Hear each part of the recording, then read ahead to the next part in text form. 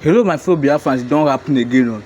This is another serious and interesting video that every and each one of us need to watch.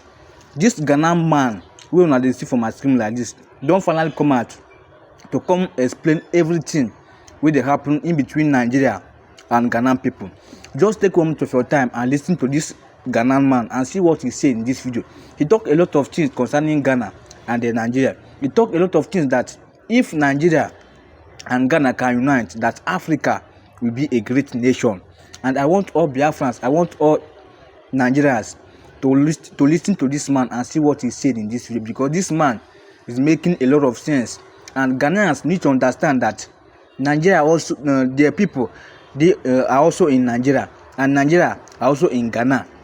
Ghana need to understand that what they are doing is not good, and they need to apologize to all Nigerian people living in Ghana, especially our brothers, Igbo people. Just take 1 minute of your time and listen to this Ghanaian man and see what he said in this video concerning what Ghanaian people are doing. Thank you and God bless you. And if you have not followed me, do well to follow me and subscribe to my YouTube channel. One love and peace. Make una watch the video. What I want to tell you, so I know say a lot of Ghanaians don't know about him. In 1969, Ghanaians sent Nigerians away from Ghana. A lot of life was lost, businesses was lost, property was lost. After they sent Nigerians away, what happened to Ghana is what I want you to watch in this video. I want to show you. I want to take this opportunity to apologize to all my Nigerian brothers, both the state and the people of Nigeria, for I did not do justice when I was explaining about Nigeria must go, when I did explicitly explain everything that transpired when it comes to Ghana must go. So Nigeria must go. This is what actually happened. When history is being told, it must be told the right way. For we criticize the West for telling our history sadly for not explicitly explaining what transpired. This is what transpired in Nigeria must go. The entire Africa was one. When Kwame Nkrumah became the Prime Minister of Ghana, up to when he became president, he called on everyone who had money to come and invest in Ghana, that Ghana was open to the entire Africa and Ghana was open for business and they should come and invest. Nigerians, wealthy businessmen, were of 90% of the investors who moved to Ghana to invest.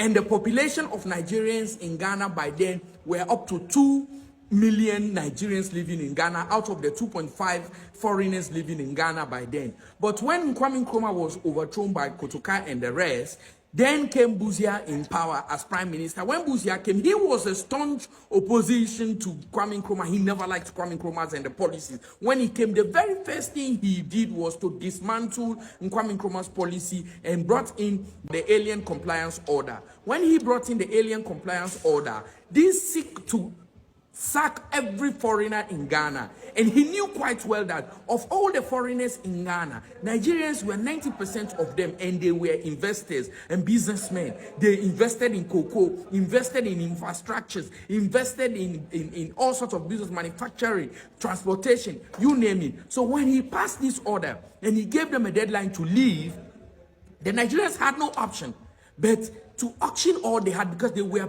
suppressed by the government. And by then, Buzia passed this law that no foreigner should be engaged in. About 40 businesses he put down that no foreigner should engage in. So the Nigerians had no option but to leave. And it was a bad time in history. Nigeria had to auction their cars. Nigeria had to auction their houses. Nigeria had to auction their businesses, their farm. Most were not even able to auction their businesses. They left it. And the indigenous Ghanaians took over their businesses, their cocoa farm. They lost their lives in custody. And as a result of this, it affected, traumatized the Nigerians. Just imagine you took huge amount of business and money to invest in Ghana, and even when you are leaving, the hard cash money, the money you were supposed to take, the banks refused to give Nigerians more than £2,000, and these people had hundreds of thousands of pounds in their account in Ghana. The banks refused to give money, and these Nigerians were in huge migration crisis.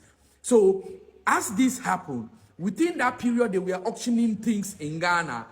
Life was good because Ghanaians were rushing, buying Nigerian product as cheap as possible. Everything came down. The moment a Nigerian left, life became hell for Ghanaians. the crisis Ghana faced, the hardship, all the way to that of the farming period of Ghana started when Buzia passed this alien compliance law. The effect on Ghana when the Nigerians moved out, cocoa price fell, okay? And also Ghana lost cocoa production from 50% of global production to 30% because the Nigerians were the one doing cocoa farming. The prices of goods doubled because the Nigerians were the ones who made it possible for the prices to be cheap. And when the Ghanaians were left to do businesses, they wanted to be rich as quick as possible and double the prices. And also transportation became a problem because most of the cars were owned by Nigerians. Nigerians had invested in transportation system. So this was a problem.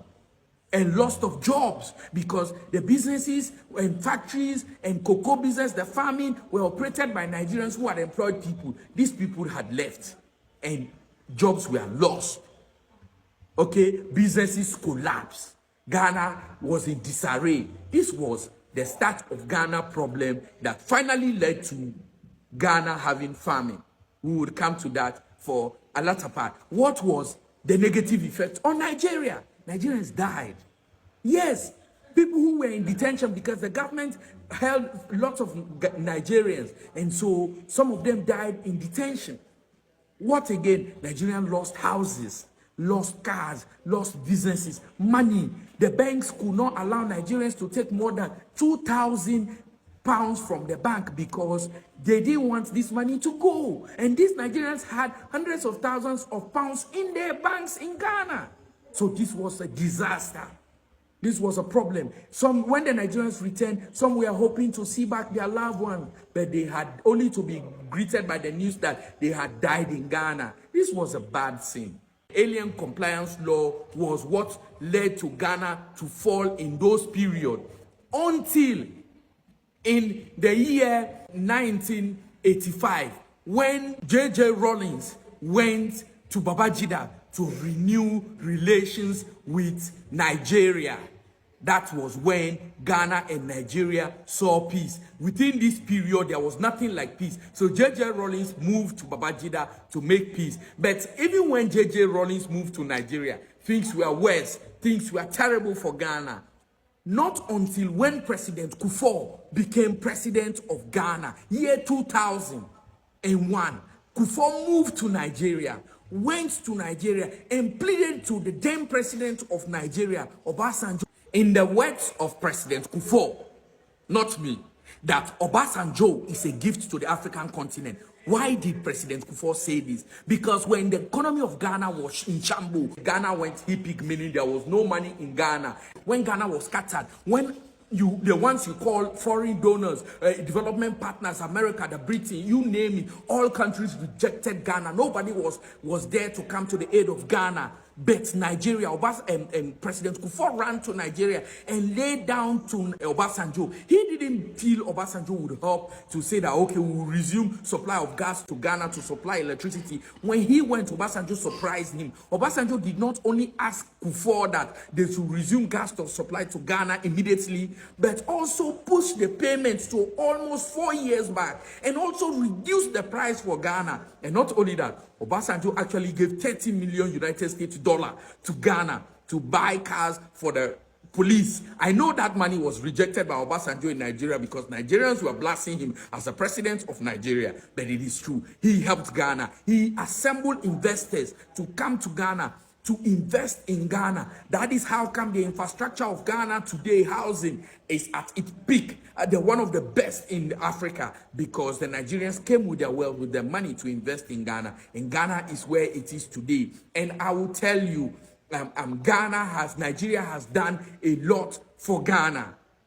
This I know most Nigerians don't know. That is how come President Kufuor, who ended saying that Obasanjo is a gift to Africa, named from 37 roundabouts, 37 to that of Achimota Forest as Obasanjo Highway in Ghana. This is as a result of the tremendous effort and help, aid from the people of Nigeria, from the government of Nigeria to Ghana to help boost Ghana's economy. This is history. We must not shy away from it.